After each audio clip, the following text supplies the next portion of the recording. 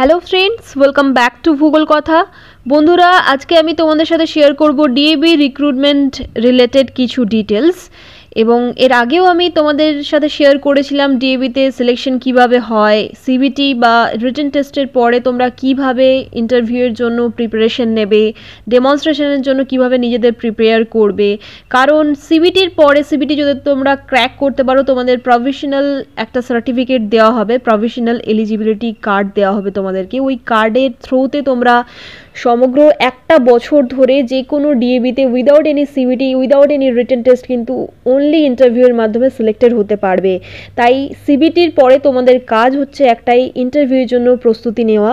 এবং ইন্টারভিউয়ের জন্য কিভাবে প্রস্তুতি নেবে, কি কি কোশ্চেন করা হয় ডিএবিতে, এবং ডেমনস্ট্রেশন কিভাবে নেওয়া হয়, ডেমনস্ট্রেশনের জন্য তোমরা কিভাবে প্রস্তুতি নেবে, এই সমস্ত ডিটেলস আমি আগেও তোমাদের সাথে শেয়ার করেছিলাম। তোমরা ডিএবি এক্সাম টিপস বলে একটি প্লেলিস্ট বানানো রয়েছে চ্যানেলের, ওখানে গিয়েও চেক করতে পারো। এবং আজ আমি তোমাদের সাথে এই সমস্ত ডিটেলসেই কথা বলবো, এবং রেজাল্ট কবে আউট হবে এবং অ্যাকচুয়াল কাট অফ কতটা হতে চলেছে, এই সমস্ত বিষয়েই তোমাদের সাথে কথা বলবো। দেখো বন্ধুরা, আমরা চলে এসেছি debrecruit.debcmc.in। এটি হচ্ছে ডিএবির অফিসিয়াল ওয়েবসাইট। রিক্রুটমেন্ট রিলেটেড সমস্ত আপডেটস এখানে দেওয়া হয়। তো এখানে দেখে নাও তোমরা, ডিএবি সিভিটি 2025 ইজ ওভার নাও বলেই দেওয়া হয়েছে। তোমরা হয়তো 19 তারিখ অবধি সিভিটি দিয়েছো, এবং এখানে বলা হচ্ছে রেজাল্ট পাবলিশ হওয়ার একটা এক্সপেক্টেড ডেট এখানে বলা হচ্ছে অ্যারাউন্ড 31 জানুয়ারি 2025। 31শে জানুয়ারির মধ্যেই আশেপাশে কিন্তু রেজাল্ট আউট হবে। তো সেক্ষেত্রে আমি বলতে পারি হয়তো 1 ফেব্রুয়ারি বা 2 ফেব্রুয়ারি অবধিও ডেটটা এক্সটেন্ড হতে পারে। তো তোমরা ওয়েট করতে থাকো। ওয়েট মিনস তোমাদের কিন্তু এখন প্রিপারেশন করতে হবে, যারা মনে করছো তোমরা ইজিলি সিবিটি ক্র্যাক করে যাবে। কারণ হচ্ছে কোশ্চেন কিন্তু চরম স্ট্যান্ডার্ড ছিল, চরম হার্ড কোশ্চেন করা হয়েছিল। পিআরটি বলো, পিজিটি বলো, টিজিটি বলো, যে কোনো পোস্টের ক্ষেত্রেই যথেষ্ট স্ট্যান্ডার্ড কোশ্চেন ডিএবি করে। এবং এটা এমনটা নয়, আমি তোমাদের যেটা বলছিলাম যে কাট অফ কতটা হতে পারে, 31শে জানুয়ারি বা 1 ফেব্রুয়ারি 2 ফেব্রুয়ারি অবধি রেজাল্ট আউট হয়ে যাবে। তো কাট অফ নিয়ে অনেকেই অনেক কিছু মন্তব্য করছো যে কাট অফ কতটা হতে পারে। অনেক ইউটিউব চ্যানেলেও আমি দেখছি যে কাট অফের ব্যাপারে এমনটা বলছে যে 60% পেতে হবে। কারণ 50 মার্কসের সাবজেক্ট হয়েছে এবং 30 মার্কসের verbal and non verbal reasoning দেওয়া হয়েছিল। সেক্ষেত্রে আমি বলবো যে 30টা ভার্বাল এবং নন ভার্বাল রিজনিং থেকে কোশ্চেন করা হয়েছিল। তো সেক্ষেত্রে মোটামুটি 30 মিনিটস, মোটামুটি মিনস একদম অ্যাকুরেটলি 30 মিনিটস সময় দেওয়া হয়েছিল, যেটা কিন্তু খুবই কম ছিল ক্যান্ডিডেটসের জন্য। তো যাই হোক, 30 মিনিটস টাইমে 30টা verbal and non verbal reasoning solve করাটা সত্যিই not a matter of joke. তো সেক্ষেত্রে আমি বলবো যে এক্ষেত্রে 50 + 30 মানে টোটাল 80 মার্কসের মধ্যে 60% তোলাটা কিন্তু খুবই টাফেস্ট একটা ব্যাপার, একটা চ্যালেঞ্জিং ব্যাপার আমার মতে। কারণ যথেষ্ট স্ট্যান্ডার্ড প্রশ্নই করা হয়েছিল ওখানে। তো সেক্ষেত্রে কাট অফটার কথা আমি বলি তোমাদের, ডিএবি কিন্তু কোনো রকম রেজাল্ট পাবলিশ করে না। ডিএবি কিন্তু কখনোই রেজাল্ট কিন্তু তারা পাবলিশ করে না। তাদের সিস্টেমটা এমনই যে তারা শুধু নিজেদের মধ্যেই দেখে নেয় যে কি কত মার্কস পাচ্ছে, এবং যারা হাইয়েস্ট পায় তাদের থেকে একটা হাইয়েস্ট থেকে লোয়েস্ট অবধি একটা ডিসেন্ডিং অর্ডারে, মানে বেশি থেকে কম নাম্বারের একটা লিস্ট তৈরি হয়। সেই প্যানেল, সেই অনুযায়ী একটা নামের প্যানেল তৈরি হয়, সেই অনুযায়ী কিন্তু ক্যান্ডিডেটদেরকে ডাকা হয়। তো আমি বলবো যে রেজাল্ট কিন্তু তোমরা জানতে পারবে না, কারণ ডিএবি কিন্তু অফিসিয়াল ওয়েবসাইটে রেজাল্ট পাবলিশ করে না। তাই কোনো রকম কাট অফের ব্যাপারেও কেউ জানতে পারে না। যারা বলছে যে 80 মার্কসের মধ্যে 60% পেতেই হবে, 80 মার্কসের মধ্যে 60% পেতে হবে বা 50% পেতে হবে, তাহলে তোমরা ডাক পাবে, এমনটা কিন্তু নয়। যদি মেজরিটির মধ্যে 70% যদি কাট অফ ওঠে, বা যদি 45% বা 50% কাট অফ ওঠে, তাহলেও কিন্তু ডাকা হতে পারে। কেন আমি এই যুক্তিটা তোমাদের আমি বলি, সেটা হচ্ছে ধরে নাও যে ইংরেজির ভ্যাকেন্সিতে, মানে ইংরেজির 10টি ভ্যাকেন্সি রয়েছে ধরে নাও। তো সেক্ষেত্রে ধরে নাও মোট 3টি স্টুডেন্ট হয়তো 60% পেলো, তাহলে 3জন স্টুডেন্টকে কি ডাকা হবে না? তেমনটা কিন্তু নয়। তারপর ডিসেন্ডিং অর্ডারে দেখা গেল কেউ 60% পরে, 60%-এর পরে কেউ হয়তো 55% পেয়েছে, কেউ হয়তো 50% পেয়েছে, কেউ হয়তো 47% পেয়েছে, সেই হিসেবেই কিন্তু ডাকা হয় ডিএবিতে। এটাই কিন্তু রিয়াল ফ্যাক্ট, ঠিক আছে? তো তোমরা কিন্তু এমনটা ভেবো না যে 60% না পেলে আমাদেরকে ডাকা হবে না, কারণ এটা একটু কনফিডেন্সিয়াল, ওরা কিন্তু রেজাল্ট পাবলিশ করে না।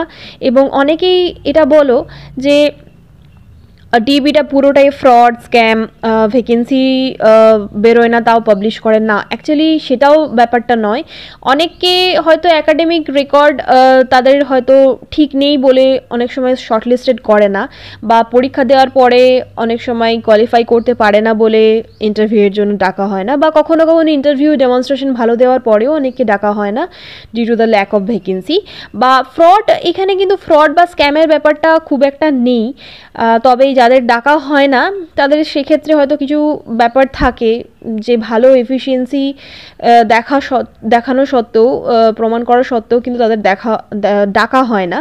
তো সেক্ষেত্রে আমি বলবো যে হয়তো ডিএবির ভিতরে কিছু ব্যাপার আছে, সেই বিষয়ে আমার কোনোই জ্ঞান নেই, কারণ আমি যারা সাফার করে তারাই একমাত্র বোঝে যে ভালো পরীক্ষা দেওয়া সত্ত্বেও, ভালো ডেমনস্ট্রেশন বা ইন্টারভিউ দেওয়া সত্ত্বেও আমাকে ডাকলো না। অনেকেই কিন্তু কমেন্ট করে আমাকে বলো, বা অনেকে এটাও বলো যে আমাকে ডাকা হয়েছিল, অ্যাজ আ ফ্রেশারও ডাকা হয়েছিল। সেগুলো দেখে আমার ভালোও লাগে যে অ্যাজ আ ফ্রেশার আমি বারবার অ্যাপ্লাই করতে বলি তোমরা অ্যাপ্লাই করো। তো যাই হোক, সেক্ষেত্রে এই ফ্রড বা স্ক্যামের ব্যাপারগুলো তোমরা মাথার মধ্যে রেখো না, তোমরা প্রিপারেশন শুরু করো। যদি ডিএবি নাও পারো, অন্যান্য স্কুলেও কিন্তু তোমরা ইন্টারভিউ দিতে পারবে, ডেমনস্ট্রেশন দিতে পারবে। তো যাই হোক, মূল কথা হচ্ছে কাট অফ বলে কিছু হয় না, কাট অফ পাবলিশ হয় না, প্লাস রেজাল্টও পাবলিশ হয় না। তাই 80-র মধ্যে যদি কেউ 60% পায় এবং সেক্ষেত্রে যদি 10টি ভ্যাকেন্সি থাকে, সেই সাবজেক্টের 10টি ভ্যাকেন্সি থাকে, এবং 3জন যদি 60% পায়, সেই 3জনকে তো ডাকা হবে। তার নিচে নিচে যারা যেরকম পাবে, ধরে নাও কেউ 45%, তাকেও ডাকা হবে। তার নিচে ধরো আরও 43%, 47% পেয়েছে, এইরকমভাবে কিন্তু 7জনকে ডাকা হয়, ঠিক আছে? এবং যথেষ্ট স্ট্যান্ডার্ড কোশ্চেন এই জন্যই ডিএবি করে, কারণ তার একটা ব্যাপার থাকে, একটা প্রমোশনের ব্যাপার থাকে। হয়তো পিআরটি লেভেলের থেকে তোমাদেরকে টিজিডিতে ট্রান্সফার করবে বা প্রমোট করবে, সেক্ষেত্রে আগে থেকে একটু স্ট্যান্ডার্ড কোশ্চেন ডিএবি করে। তো তোমরা নেগেটিভিটিগুলো মাথার মধ্যে রেখো না, আমার এটাই বক্তব্য। তাই আমি অনেকেই মেসেজ করছিল, অনেকেই কমেন্ট করছিলে আমাকে যে ডিএবিতে কিভাবে কি সিলেকশন হয়, রেজাল্ট পাবলিশ হয় কি না, কাট অফ কত হয়। তো এক্ষেত্রে কিন্তু এই সব ব্যাপার কিন্তু নেই। তোমরা ডাক পাবে কিনা এটাও তোমরা জানতে পারবে না, এটা একটা ডিএবি লিমিটেশনই বটে, কারণ এত বড় একটা ইনস্টিটিউশন, এত বড় একটা অর্গানাইজেশন, এদের রেজাল্ট পাবলিশ করা অবশ্যই উচিত, এবং সকলের একটা অধিকার আছে। কারণ এতগুলো প্রসেস দেখে নাও, কতগুলো প্রসেস তোমাদেরকে পেরোতে হচ্ছে। Phase 1, phase 2, phase 3। ফেজ 1-এ অ্যাপ্লিকেশন সাবমিশন করতে হচ্ছে, এলিজিবিলিটি ভেরিফিকেশন করাতে হচ্ছে, দেন তোমাদের সিবিটি রেজিস্ট্রেশন করানোর পরে সিবিটি এক্সাম দিয়ে পিএসসি কার্ড তোমরা পাচ্ছ। তো তারপরে তোমাদের ফেজ 2 কমপ্লিট হচ্ছে, তারপরে তোমরা ডেমনস্ট্রেশন এবং ইন্টারভিউ দেওয়ার একটা সুযোগ পাচ্ছ। তাহলে দেখে নাও কত বড় একটা প্রসেস। সেক্ষেত্রে তোমাদের এই মানে স্বচ্ছতাটা থাকা উচিত, দেওয়া উচিত ডিএবির, এটা আমার মতে, যেটা এখনও পর্যন্ত দেওয়া হয়ে ওঠেনি। এবং যথেষ্ট ফিজও নেওয়া হয় ফর্ম ফিল আপের সময়। তো তোমাদের অনুকূলেই আমি অবশ্যই কথা বলি যে তোমাদের জন্য এটা একটা সত্যিই বড় একটা সমস্যা, যে তোমরা রেজাল্ট তোমরা কেমন করছো, কীরকম পারফরমেন্স দিচ্ছ, ইন্টারভিউরও জানতে পারো না, আবার রিটেন টেস্টের ক্ষেত্রেও জানতে পারো না। তো যাই হোক, তো এভাবেই যখন সিস্টেমটা হয়েছে, এভাবেই তোমাদের এগিয়ে যেতে হবে। এবং ইন্টারভিউয়ের জন্য তোমরা কিন্তু এখন থেকে প্রিপারেশন শুরু করে দাও, কারণ সিবিটি হয়ে গেছে মানেই হচ্ছে যে কোনো দিন 31শে জানুয়ারির মধ্যেই কিন্তু পাবলিশ হয়ে যাবে। এটা এখানে বলা হয়েছে, দেখে নাও, 31শে জানুয়ারির মধ্যেই কিন্তু পাবলিশ হয়ে যাবে, এবং হতে পারে 1 ফেব্রুয়ারি থেকে শুরু করে 7 ফেব্রুয়ারির মধ্যেই হয়তো ইন্টারভিউ ডেমনস্ট্রেশন হয়ে যেতে পারে, ফার্স্ট উইকের মধ্যেই। এবার আরও একটা গুরুত্বপূর্ণ বিষয় আমি তোমাদেরকে বলি, ইন্টারভিউ এবং ডেমনস্ট্রেশনের কথাটা আমি পরে বলছি তোমাদের। এবারে ধরো তোমাদের নাম ডাকা হলো না, ইন্টারভিউয়ের জন্য ডাকা হলো না। তো ইন্টারভিউয়ের জন্য ডাকা হলো না, ইটস ওকে, বাট এটা কিন্তু অনেকবার হয়েছে যে ইন্টারভিউ হওয়ার পরে রিক্রুটমেন্টও হয়ে গেছে, তারপরে যদি কোনো ক্যান্ডিডেট ধরো জয়েন করলো না, বা জয়েন করার পরেও ছেড়ে দিল 1 মাস 2 মাস পর, তো সেক্ষেত্রেও কিন্তু তারপরে 1 মাস 2 মাস পরেও কিন্তু আবার ইন্টারভিউয়ের জন্য ডাকা হয় যদি তোমাদের সিবিটি ক্র্যাক হয়। তো সিবিটি ক্র্যাক হলেই যে তোমাদেরকে সেদিনই ডাকবে এমনটাও কোনো ব্যাপার নয়, আবার সিবিটি ক্র্যাক হওয়ার পরে যে তোমাদেরকে ডাকলো না মানে কোনো দিনই ডাকবে না এমনটাও কিন্তু নয়। তাই এই ব্যাপারটা একটু তোমাদের মাথায় রাখতে হবে, এবং তোমরা এটা মনে রেখো তোমরা যদি প্রিপারেশন নিচ্ছ সেই প্রিপারেশন কিন্তু বিফলে যাবে না, অন্যান্য স্কুলের ক্ষেত্রে সেটা কিন্তু কাজে লেগে যাবে। তাই আমি বলবো প্রিপারেশন ভালো করে শুরু করে দাও, এবং ইন্টারভিউয়ের জন্য শুরু করো প্রস্তুতি তোমাদের সাবজেক্ট থেকে, যে সাবজেক্টের জন্য তোমরা প্রিপারেশন নিচ্ছ সেক্ষেত্রে তোমরা